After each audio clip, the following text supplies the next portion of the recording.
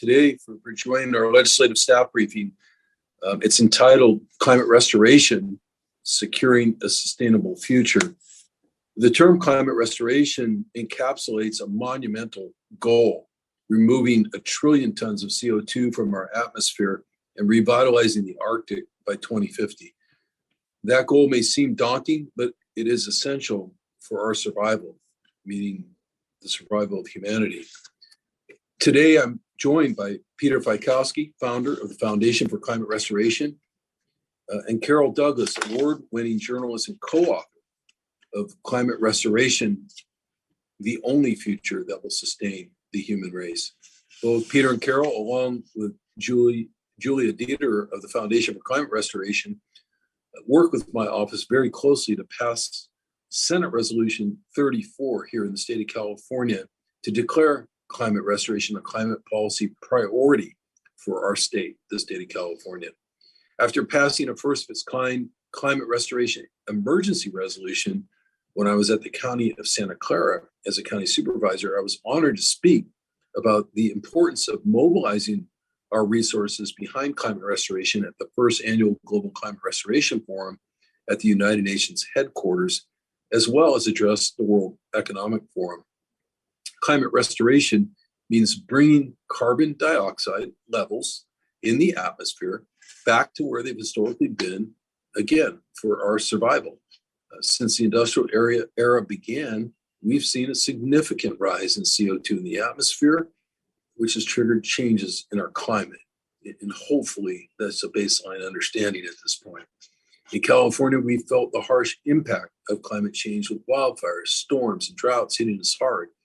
And often it's the most vulnerable communities that seem to bear the brunt of these impacts.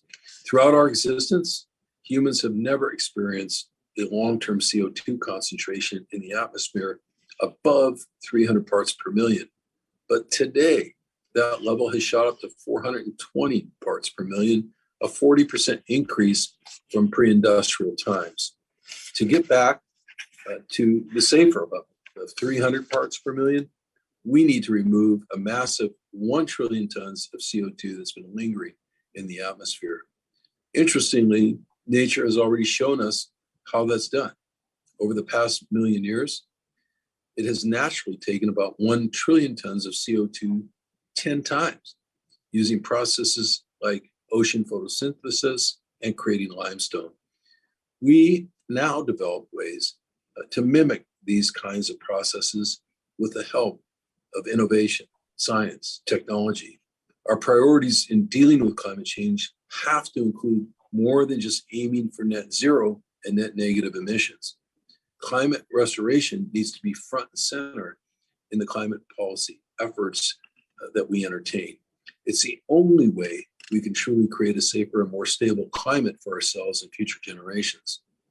So let us together embark on this emergency mobilization, confronting our climate crisis head on and reclaiming a secure climate and environment. And we can do that one community at a time, one state at a time, and one nation at a time. With that, I turn it over to our next speaker, Peter Fikowski.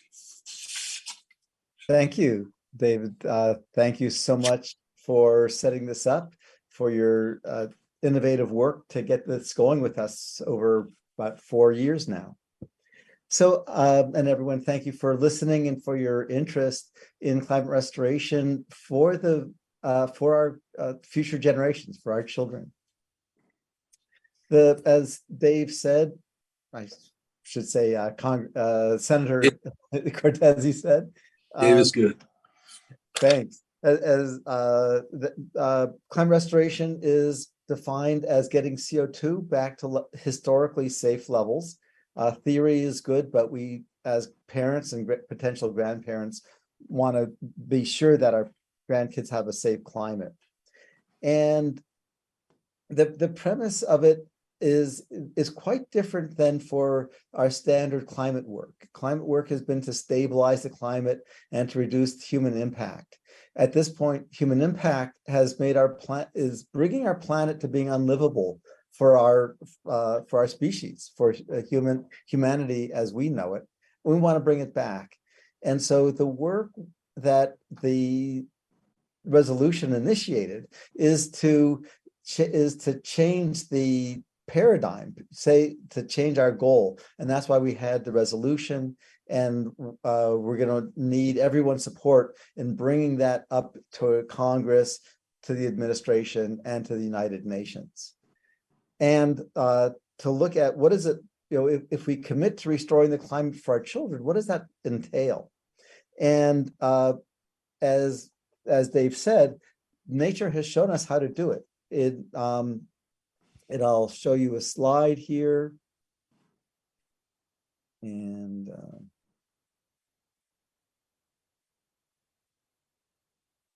there we go. So this is a graph of CO2 levels over the last million years. And you can see it goes up and down, and this is corresponding to ice ages. So the last ice age was just 12,000 years ago. And this little slot here is the 10,000 years during which we developed agriculture and our whole civilization. And then in the last 100 years, CO2 levels have skyrocketed. We're here now.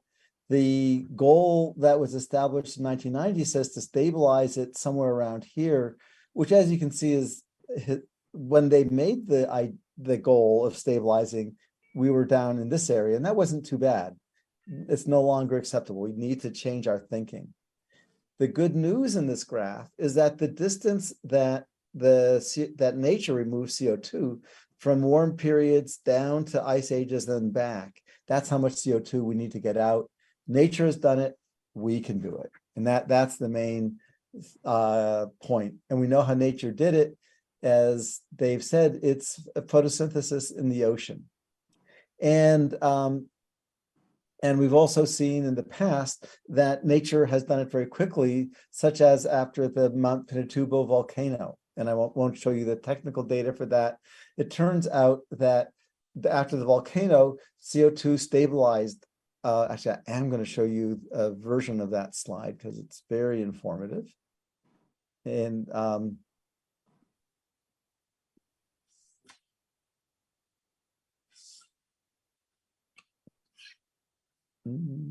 that you can see here that this is CO2 since 1850, and you can see CO2 going up, and you can see this little point here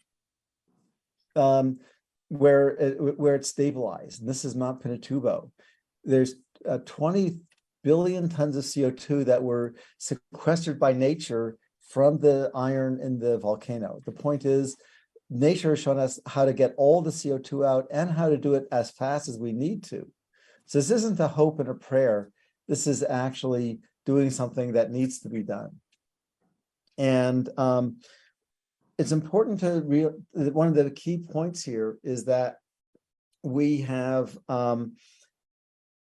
most of the climate work and the carbon dioxide removal work that's being done is focused on stabilizing. It's focused on trying to accelerate the rate at which we're doing our energy transition, which is very good. But as you saw in that slide, our CO2 levels are 50% higher now than when humanity and agriculture developed. And no one is predicting that we will survive at these high levels. They say there's a good chance we'll survive, and for sure some people will survive, but not society as we know it. There are hundreds of cultures in the Arctic which are disappearing right now because the permafrost is melting, the sea levels are rising, and their old ways of life will not survive unless we restore the climate. And that's one of the reasons that we want to do it. The current work that's done on carbon removal is primarily based on carbon offsets, and carbon offsets have been a very good way to get industry involved in the climate. Unfortunately, the carbon offsets were never designed to reduce CO2 levels. They were designed to get industry involved. And so when we work on the various projects, we need to focus on, are we working to restore the climate for our children, or are we working to get to empower business? And I'll show you the next slide regarding that. And then we'll take questions, I think.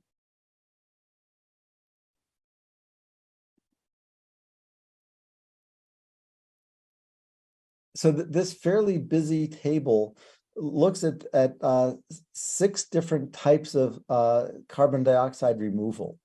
And the work that's getting a lot of funding now, direct air capture, as done by Climeworks, by Carbon Engineering, Heirloom Charm, and about 150 other firms. And they just got about $1.2 billion from the administration to advance this work. The good news is that's great for business. The bad news is they're currently cost about $1,000 per ton of CO2 removed, which means that if you're going to get the 60 billion tons a year out that we need to promise our children that they'll have a good climate, that comes out to about $60 trillion, or about a little more than half of the global GDP. Clearly, that's never going to scale up. That's 10 times the US, no, it's 10 times US federal spending. There's a variation called alkalinity enhancement and enhanced weathering. They think they can do it for $100 a ton, and the direct air capture thinks they also can reduce their cost by a factor of 10. But even then, at $6 trillion a year instead of 60, it's still more than the federal budget. And there's just no budget for doing it that way. On the other hand, using nature's methods, iron fertilization, which is how nature produces ice ages, and enhanced methane oxidation, which is how nature removes methane from the atmosphere, those can be done for about 1/30,000th of the cost. And so they can be done for almost free. So they don't need the government funding. What they do need is our government to commit to clearly that we're going to restore the climate. And so as we work year to year on our funding, it's going to be very valuable to fund things such as the iron fertilization and the enhanced atmospheric oxidation, or at least research on them, so that it sends everyone the message that we're actually working on restoring the climate, not just stabilizing this climate that we're in right now. So with that, I think I'll finish and take questions, because usually we have some very good questions. Or Carol, is there anything that you want to add? Let's see what people ask. Yeah, I'm interested to hear what people followed and may need some slower elaboration on, because that was a lot. Especially the difference between the carbon market. Go ahead and answer that while people are raising their hands. Yeah, and I'll mention folks can use the Q&A function to ask their questions. Okay, is it possible for us to see people? Or is that no? Okay. So yeah, I think it's really important to understand the difference between our current goals, which is basically net zero, which Peter also refers to as stabilizing, because back in the day, if we had stabilized, we would be fine. But our current goals being net zero versus the climate restoration goal. That's what SR 34 is all about. And net zero, if we only get to net zero, it sounds great. And a lot of us thought, myself included, until a few years ago, until I met Peter, that if we got to net zero, well, we're doing what we can do, and the energy transition will be just about complete and we'll be fine. And you may be more sophisticated than that, but just in case, it may be worth remembering that if we get to just net zero without taking down this huge pool of CO2 that's been put up there over the last 200 years, if we just get to net zero and we're not putting any more out, but we haven't taken out what's already there, we'll be way above the limits that humanity has ever seen during our entire evolution and development let alone our cozy pre-industrial climate of the last 10,000 years. So that's why we're talking about massive, massive removal of CO2 from the atmosphere, that legacy CO2. Net zero doesn't touch that. And I think that, yeah. So Great. with that, maybe there's questions. So we have a question, and that is, what happened in 91 that demonstrated that we can remove CO2 at the rate needed? And the answer is, in June of 91, Mount Pinatubo erupted in the Philippines. It was one of the largest volcanoes this century. And it was at the right place and the right time. Now, a lot of people working on climate are familiar with the fact that the dust, the aerosols, the sulfates from that volcano went up into the stratosphere and outer atmosphere. And you may remember, if you're old enough, that the sky was gray, was somewhat gray you didn't get the bright blue skies we're used to here in California for about five months because of that. Separate from that dust that went into the outer atmosphere, there was a lot of what they call ash or dust that went a few hundred kilometers and fell into the South China Sea, just west of the volcano. And that had iron in it, which provided the nutrients. So let me say a little bit about how nature produces ice ages, which is the process that we're expecting to use to restore CO2.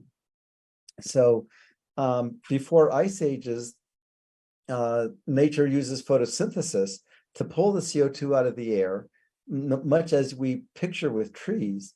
But in the ocean, when plants die, they don't rot like they do on land, but they actually sink. So the plants and the animals that eat them sink to the depths where there's very little oxygen and they don't rot.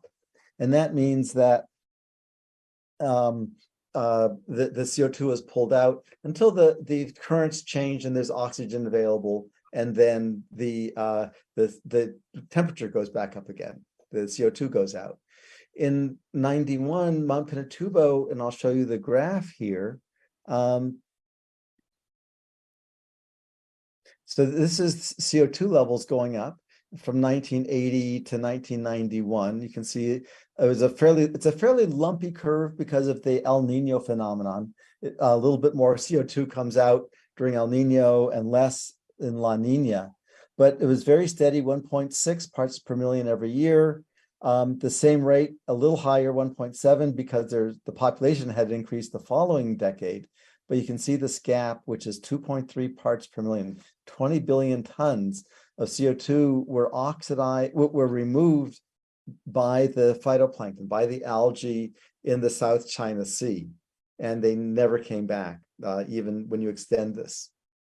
So it's very exciting to see that the iron can do that. The reason iron does it is, as you know, just for animals and other plants, iron is required for photosynthesis. And if there's no iron, you don't get photosynthesis, and you get the blue oceans that are so pretty, but they're not green. There's no photosynthesis happening. What turns the blue ocean green in most of the places is a little bit of extra iron, and that is the amount is per square meter, per square yard, is about 1/100 of a teaspoon. So just a grain, if it were salt, it would be a grain of salt. And that's all it's needed. Very small amounts. Nature has learned to be very efficient. And providing that allows the photosynthesis, which then, as we saw in that graph, can remove the amounts of CO2 that we need to. The barrier turns out that it's not funding. The cost of doing it is somewhere well below $1 billion per year. The cost, the barrier is our thinking from the last century, where at the last century, we just needed to stabilize the climate. It's too late now, and now we need to restore it, and we need government to declare that that's our public intention. Either the public or the government can fund it, but the government needs to declare it. Do we have any other questions? Oh, we do. Yeah. I think Michael's. Okay, the two methods that we endorse, how much of the greenhouse gas excess would it remove, and summarize the potential side effects of what some call unpredictable geoengineering. Perfect questions. So the two methods we're promoting are both nature-based, they're both exactly what nature does. And so they don't have much in the way of side effects. So if you, I love graphics. So I'm going to show you one of my favorite maps here. And that is, double click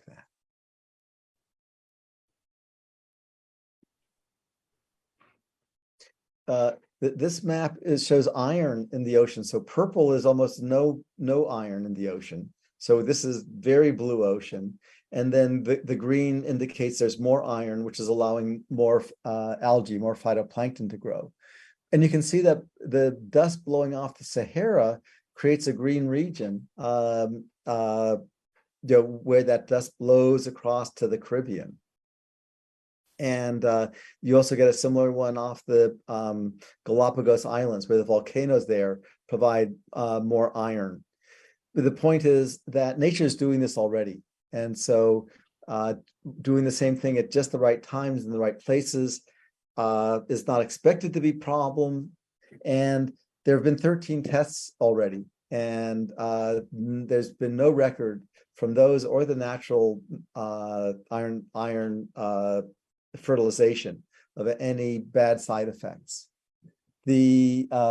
Similarly with the methane oxidation, that's also done naturally, and it will have to be scaled up gradually, but no one has proposed any, and no one knowledgeable about the science and the methodology has proposed any likely side effects. But of course, things will be checked. Yeah. Can I add just a one point on the ocean iron fertilization? When we talk about adding iron, as Peter says, it's almost a negligible. It's a really trivial amount. And second of all, historically, all those purple areas, historically, they had about 50 times, some of them had 50 times more iron in them than they have now. There's for a lot of reasons, even whales disappearing because whales recirculate the iron. So it's not, I like to think of it as iron restoration. And this would happen in very, very small parts of the mid-ocean away from shores. Great. Good question from Tara Martin Milius. Is iron seeding and fertilization similar to seeding the atmosphere with sulfur?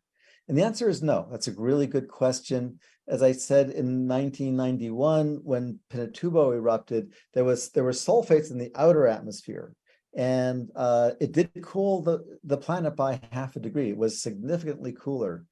But the downside of that is if it's sulfur, then it actually has somewhat of a bad impact on the ozone layer, on the ozone hole. And so, but this is totally separate. So this is in the lower atmosphere and it's not sulfur. So it's a good question. The answer is no. Let's see. What would the state and municipalities plan besides emissions reduction, and what state support is being considered to encourage their participation? And let's see, Tara, do you have anything to say? I don't have much to say other than to talk about restoring the climate. Because, yeah, go ahead. Yeah, and could you repeat the question again? Because I just went in to grab my boss. Good. What would the state and municipalities, how might the state, I'm trying to rephrase this, plan beyond emissions reduction, and what state support is being considered to encourage their participation? Yeah, well, SR 34 was really our first step in that regard, which that resolution passed. And the next step is actually engaging CARB, our Air Resources Board, which was part of the resolution. and engaging our federal government as well, which is part of the resolution. And we've been working with Peter and Carol to get some of that movement going as well. But really what the resolution stated is that climate restoration specifically is now a climate policy priority for the state of California. Yes. Yes. Right. So we have good questions here. Isn't nature already overworked on removing carbon from the atmosphere? Is it technology already available to help removing CO2? And is it already present in California?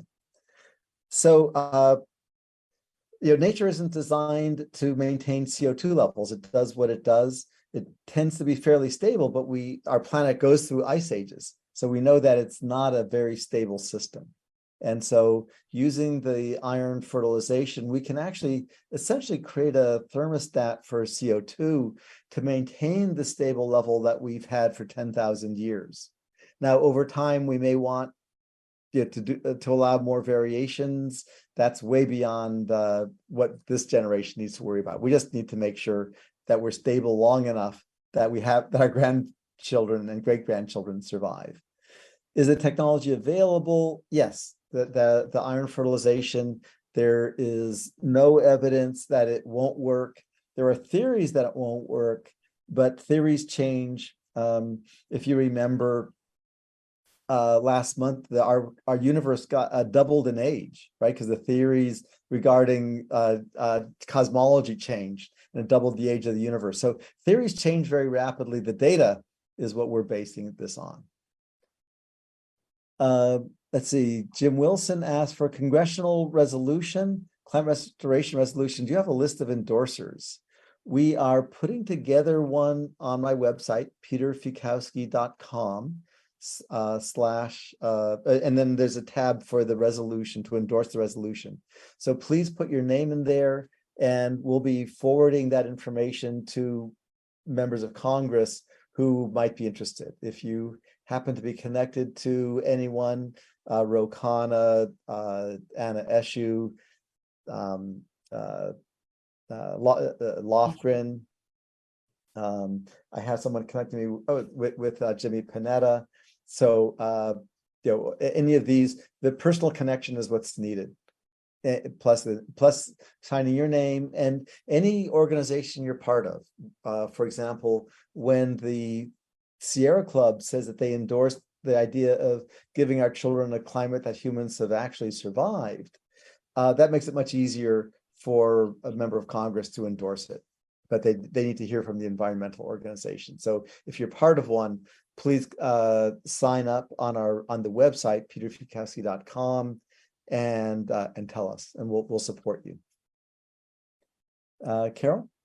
Yeah, what would be the byproduct for this technology? Would there be a need to finding storage for it? Well, this is a really fun one because the byproduct of ocean iron fertilization, when it's done properly and strategically in the right place at the right time, is lots of healthy fish, because you are creating, you are enabling the few little phytoplankton cells that are still somehow in the ocean but not forming a healthy bloom. You're allowing them to form a healthy bloom in the middle of the ocean, and that's fish food.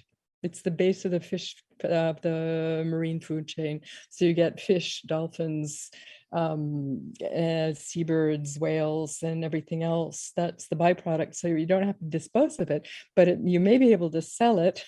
We think that we could restore fisheries with that, and then that from a slight fisherman's tax or license or something that would pay for it, and also create good businesses and jobs for local communities. Again, this is though in the ocean, it's not next to the shore. And so no need to find storage for it. And with methane, you're oxidizing methane in the atmosphere, it turns into water and CO2. And oh my God, we're creating more CO2. Yes, but that's about 84 times, depending on how you calculate it, 84 times less potent than methane. So no storage issues.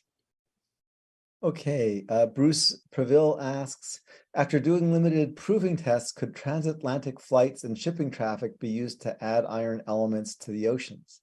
great question. The answer is no. And the reason is that we want to do it very carefully. Now, eventually that might happen, but cost really isn't an issue. The cost of these implementations is so low that you want to do it the right way. So with the iron fertilization, they actually send a ship out to the right area, which is a what they call a mesoscale eddy. It's about 100 miles in diameter. And they distribute the iron on the surface there quite uniformly. And the eddy swirls around and keeps the iron concentrated for 4 to 8 months, and keeps it growing. It keeps the phytoplankton growing. And if you do it by plane, then you don't have much control over where it lands, and a lot of it will go elsewhere. And then you have to monitor vast areas of the ocean to make sure nothing bad is happening. We don't expect anything bad to happen, but of course, if we're going to do something, then we have to monitor it. And yeah, and the same is with the methane oxidation, that you want to put it in exactly the spot you want, which turns out to be very dry areas near the on the west side of the continents. And we go into that detail later. But the point is, it's a great idea, and we want to control it carefully instead.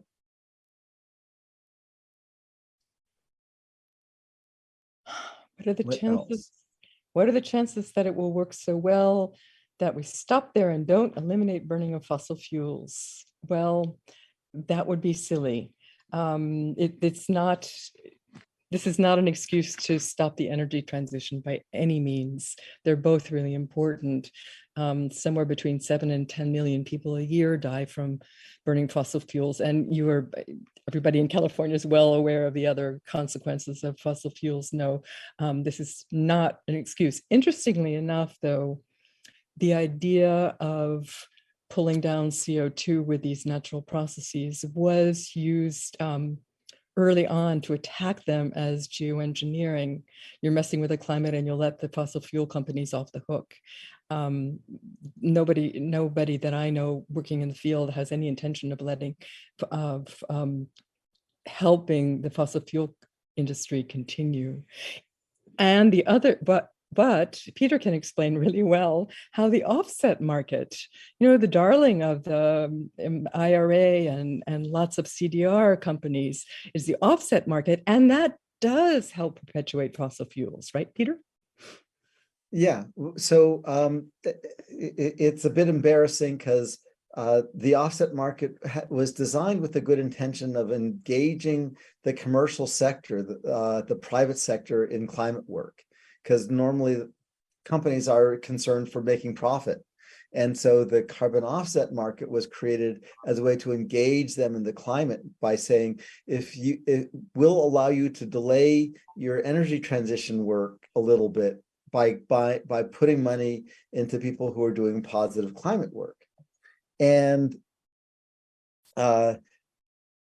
people have confused that to think that the carbon offsets actually improve the climate. And in some cases they do, but for the most part, they're designed just to offset, to move the carbon emissions from one place to another.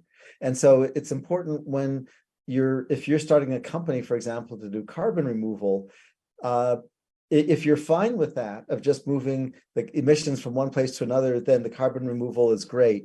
For those of us who want to reduce CO2 levels to make sure our children have a safe planet, then you want to focus on really shifting the mindset so that we're restoring the climate, and then doing the things that can do that without requiring that other people are essentially emitting more than they would otherwise need to. Because you can only sell an offset if fossil fuels, if there's continued emissions to offset. So it's a kind of a perverse incentive in my mind. Yeah, it's embarrassing because almost all of us in the climate area have been promoting businesses that are based on using carbon offsets. The Carbon X Prize from a year or two ago, which is ongoing, I talked with the organizers, and they told me that their main motivation was that there were all these companies that wanted to buy carbon offsets for marketing purposes, Microsoft and Stripe, and so on, which is a good thing because they want to reduce their emissions. And for the emissions they couldn't see how to reduce, such as their employees driving to work, they didn't want to buy electric cars and solar panels for every single one of their employees.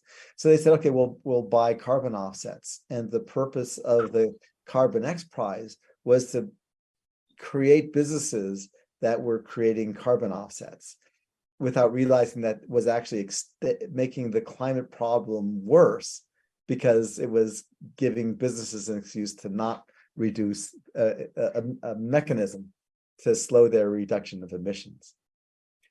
And if there are questions, we'd love to hear them on that, because it's quite perverse.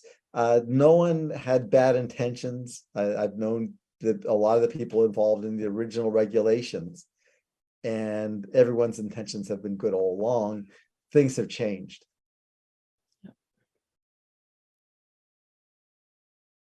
So, any new ones? Yeah, scroll down, Jim Wilson. Ah.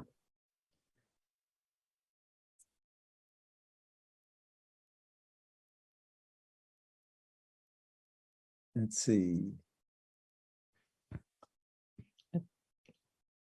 Removing carbon from the atmosphere necessitates large processes put in place.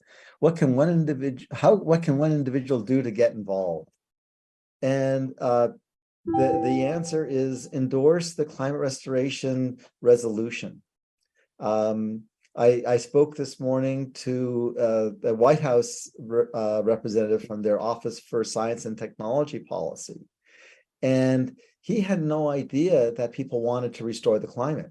He just figured, well, it's not in the peer-reviewed literature as a scientist, and so that's the end of it. When people say that, if you don't believe it's possible, then figure it out. We need citizens and politicians to egg on the scientific community. And again, there may be a question about that. I'd love to hear it. So go to my website, again, peterfikowski.com, endorse the resolution and endorse it. We'll be also copying that endorsement page to the Foundation for Climate Restoration website for those of you who are members of the F4CR. Don't go to the F4CR website right now, though. It's about to get a great overhaul. Yes. So that was just for people wait who a are couple members. weeks. And yes. Oh, God. Oh, good. So Bruce asks, my congregation is creating a multi-year climate action plan. What actions can our congregants take over the next 3 years to gradually build growing engagement with climate recovery? Yeah. Well, the first thing, of course, is to endorse the resolution.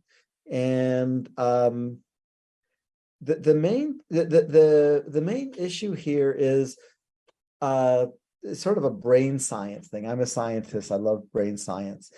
The way our brain works is our brain moves us in the direction that we think we're going. And so when I'm going to breakfast, I go to my brain takes me to breakfast. I don't need to think about it. On climate, we've been thinking about avoiding a climate catastrophe. Unfortunately, the way the brain is designed, it doesn't have yes, this, no, that. If you picture a climate disaster, that's where you go. My driver's ed instructor in Washington, D.C., in whatever 1971 told me in the class, when you get into a skid and you're losing control, look where you want to go, not at the tree you want to avoid. If you look at the tree, your brain will steer you into the tree, even though you want to go down the road. And so what congregations can do is focus on the climate restored, focus on sustainable population. Imagine, talk about what the world will look like in the next century when we've restored the pre-industrial climate, when we've restored the pre-industrial population, which means that species aren't going extinct. Talk about that, celebrate it.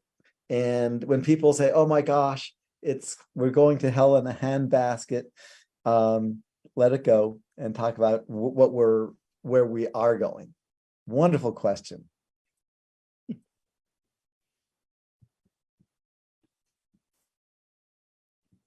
Okay, there's discussion of solar and nuclear and mining. And I love this topic. Yeah, I've studied it for about 10 years. When I first got involved in climate, for me, it was all about energy. I think it is for most people. And what I discovered doing modeling and predicting, and then over 10 years checking my predictions, is that the market works, and it works slowly, but it works. And so right now, solar is becoming more and more efficient. And there was a question about how much mining is required for solar and nuclear. That's probably true. But bottom line, most of the places are going to be using solar for a while. There's a number of nuclear things that are happening, but generally nuclear is very expensive. I'm separately working with a couple groups working on cold fusion. If assuming that works and it works well, and I'm quite optimistic at this point, then that will take over, and it produces no emissions and nothing other than water and helium as output.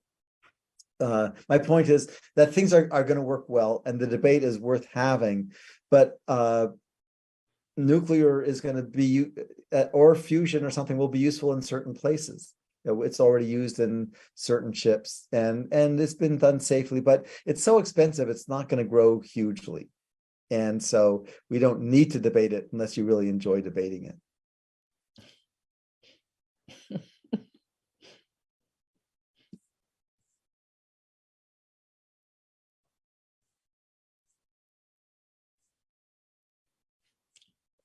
Okay.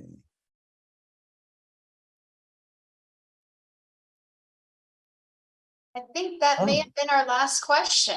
Rod Deardon, who provides and distributes the iron product, and how are they involved in the process? What controls relate to the industry? Oh, that's a great question. We discovered, well, first of all, the iron for the iron fertilization, it's a very small amount. So it basically will probably just come from steel mills where they have iron dust lying around, or from chemical factories where they produce, for example, in the production of white paint from titanium dioxide, they produce a lot of iron chloride. And so that is likely to be the source of the iron chloride used. And so it's not, it's a very minor issue. We're talking about sort of $100 million a year max globally. So it's out of a sort of $1 billion industry. Okay.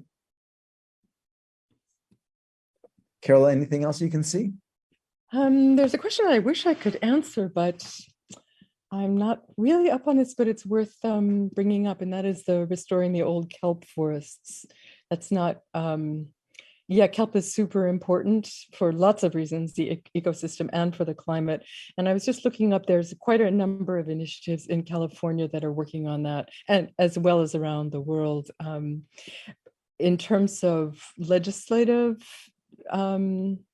work on that in California, I don't know. Well, I can say this, that fundamentally the problem is the heating up of the oceans.